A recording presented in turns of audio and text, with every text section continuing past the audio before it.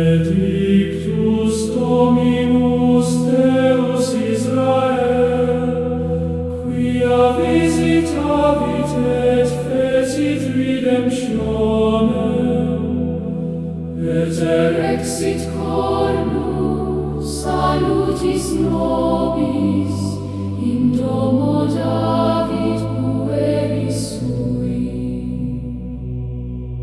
Blessed be the Lord, the God of Israel, for he has come to redeem his people. He is our light, our hope, our salvation, the dawn from heaven shining on us. Per viscera misericordiae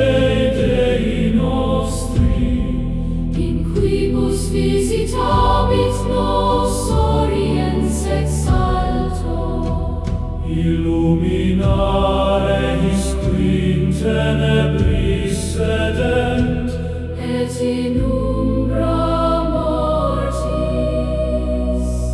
Guide our feet into the way of peace, lead our hearts into the light, from the darkness into holy morning.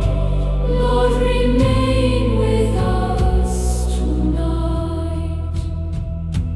Benedictus, Benedictus, holy is the Lord our God.